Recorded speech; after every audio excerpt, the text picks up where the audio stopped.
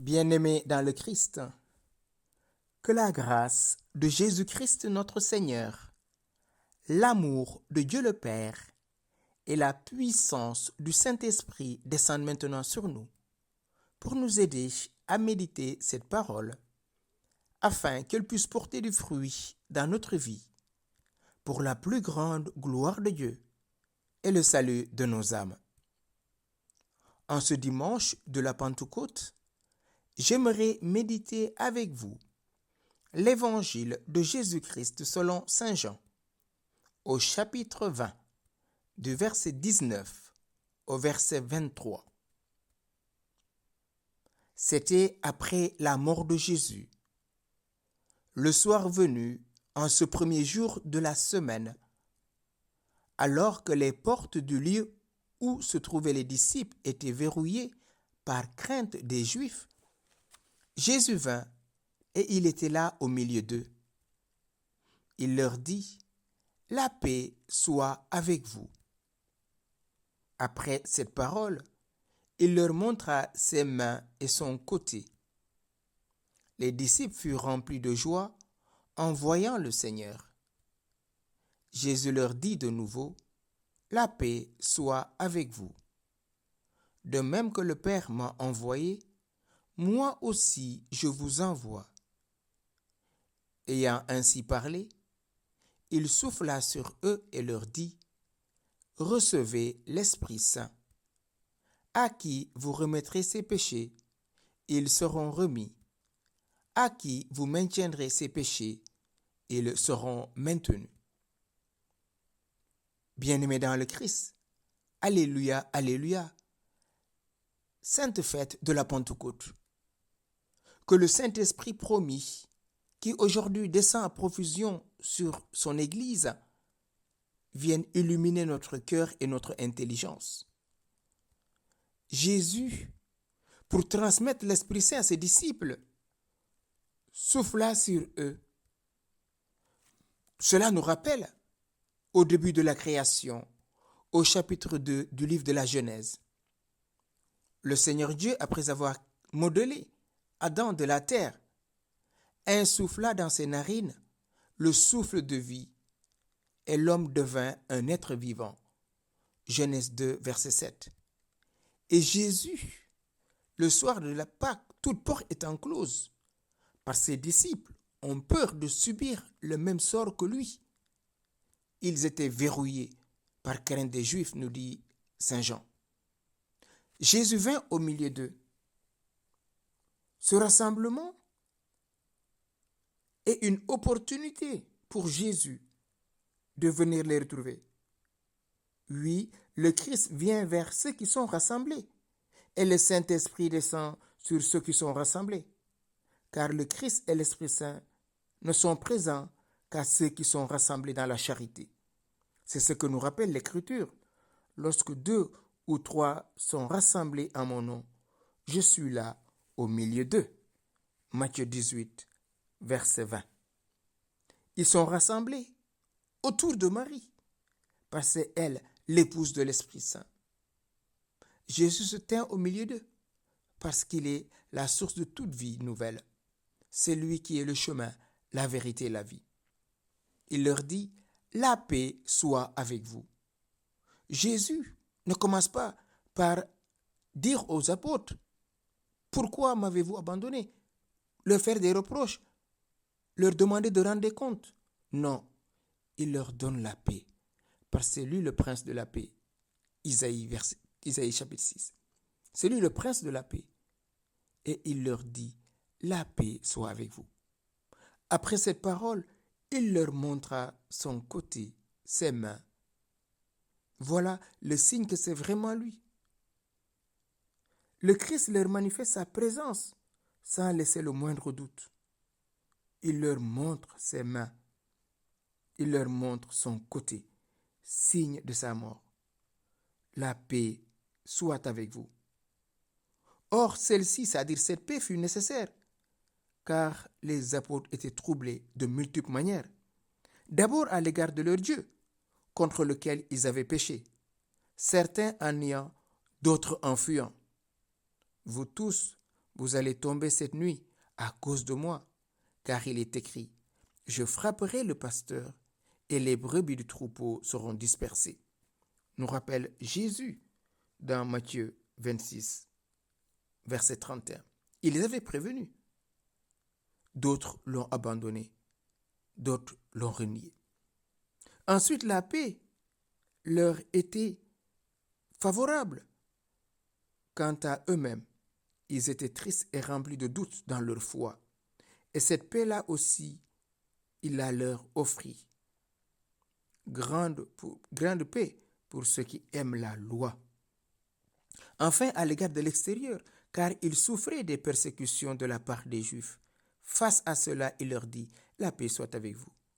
Voilà, frères et sœurs, 3 modalités qui montrent la nécessité de la paix que Jésus apporte à ses disciples. Et le fait qu'il leur montre ses mains et son côté montre réellement que c'est lui. Ce n'est pas un fantôme. En voyant le Seigneur, ils étaient remplis de joie. La joie va au-delà de la peur de la mort, peur d'être persécuté. La paix soit avec vous. Après cette parole, il leur montra ses mains à son côté. Une seconde fois, Jésus dit, la paix soit avec vous. Désormais, vous pouvez être en paix, car vous allez vivre la même mission que moi. De même que le Père m'a envoyé, moi aussi je vous envoie. De même que le Père m'a envoyé. Il reçoit, c'est le Père qui envoie le Fils. Je suis sorti du Père pour faire sa volonté. Il initie les disciples à cette volonté. Ayant dit cela, il souffla sur eux et leur dit, recevez l'Esprit Saint. Recevez l'Esprit Saint. Voilà une manière pour Jésus d'envoyer ses disciples en mission. Car sans l'Esprit Saint, notre vie tombe en ruine. Jean nous dit, ce fameux 8e jour est arrivé. C'est une véritable recréation de l'homme. Dieu, par la personne de son Fils ressuscité, recrée une alliance nouvelle avec l'homme. À propos du souffle, Jean nous dit, de même que le Père m'a envoyé, moi aussi je vous envoie. Il souffla et leur dit, recevez l'Esprit Saint. À qui vous remettrez ses péchés, ils lui seront remis. La première et la troisième phrase disent une mission. Elle encadre la phrase qui dit le don de l'Esprit. Ce qui veut bien dire que l'Esprit Saint est donné pour la mission. Nous n'avons pas d'autre raison d'être que cette mission, c'est-à-dire aller délivrer les captifs. Tout homme à qui vous remettrez ses péchés, ils lui seront remis. Remettre les péchés, frères et sœurs, nous rappelle la puissance de la confession. Aujourd'hui, beaucoup d'hommes et femmes ont quitté le confessionnal. Certains même disent, oui, c'est pas la peine que je me confesse, je peux me confesser directement à Dieu. Jésus, il est Dieu, il le sait très bien, que l'homme peut accéder à lui. Mais c'est lui qui a voulu donner ce pouvoir à ses disciples. Comme le Père m'a remis entre mes mains tout pouvoir, moi aussi je vous remets ce pouvoir. Tout homme à qui vous remettrez ses péchés, ils lui seront remis. Donc, frères et sœurs, revenons demander pardon à Dieu à travers le ministère du prêtre pour recevoir le sacrement de réconciliation. Aux hommes, c'est-à-dire à ces prêtres, Dieu a donné ce pouvoir. Parce que c'est la mission que le Père donne à son Fils et que le Fils donne à ses apôtres. Et cette mission de Jésus, pour s'en tenir au seul évangile de Jean, c'était d'ôter les péchés du monde. Parce que Jésus est l'agneau véritable, comme l'avait dit Jean-Baptiste au chapitre 1 de l'évangile de Jean, verset 29. Voici l'agneau de Dieu qui enlève le péché du monde. Du haut de la croix, Jésus a pardonné à ses bourreaux et à tous les hommes. Et il donne aux disciples cette puissance de pardonner les péchés. Tout homme à qui vous retiendrez les péchés, ils leur seront retenus. Autrement dit, ces apôtres, ces disciples ont le pouvoir, mais c'est rare qu'ils retiennent les péchés, sauf le péché contre l'Esprit Saint, que Jésus lui-même dit, il ne sera pas pardonné. Mais tous les péchés, frères et sœurs, sont pardonnés. C'est nous-mêmes qui nous disons, impossible de nous pardonner. Dieu ne peut pas me pardonner tel ou tel péché, comme si notre péché dépassait la miséricorde de Dieu. Répentons-nous et convertissons-nous et acceptons la miséricorde de Dieu. Car la Pentecôte, c'est la fête de l'amour. C'est le Saint-Esprit qui descend sur les apôtres. Ce souffle émis par le Christ fut l'Esprit Saint, mais un signe de lui. C'est pourquoi saint Augustin dira, ce souffle corporel ne fut pas la substance de l'Esprit Saint, mais un signe adéquat, montrant que l'Esprit Saint ne procède pas seulement du Père, mais aussi du Fils. Il faut à cet effet noter que l'Esprit Saint a été envoyé 2 fois sur le Christ et 2 fois sur les apôtres. Sur le Christ d'abord, sous l'aspect d'une colombe lors du baptême, et sous l'aspect d'une nuée lors de la transfiguration. La raison en est que la grâce du Christ, qui est donnée par l'Esprit Saint, devait découler jusqu'à nous par la propagation de la grâce dans les sacrements. Ainsi, frères et sœurs, accueillons maintenant ce don sublime de l'Esprit Saint. L'Esprit Saint nous est donné pour transformer notre cœur de pierre en cœur de chair. L'Esprit Saint nous est donné pour incliner notre cœur vers la mission, pour annoncer que Dieu aime tous les hommes et il veut que tous parviennent au salut. Pour cela, frères et sœurs, acceptons de nous repentir. L'Esprit Saint, qui est le don par excellence, nous pousse à accepter que nous sommes pécheurs. C'est l'Esprit qui nous convainc de pécher. Si nous disons que nous n'avons pas de péché, nous faisons de Dieu un menteur. Et son Esprit n'est pas en nous, nous rappelle Jean dans son épître. En cette fête de la Pentecôte, Esprit Saint, fais de nous des créatures nouvelles. Viens nous embraser du feu de ton amour. Dispose-nous à vivre de ta présence. Ne permets pas que le mal habite notre cœur.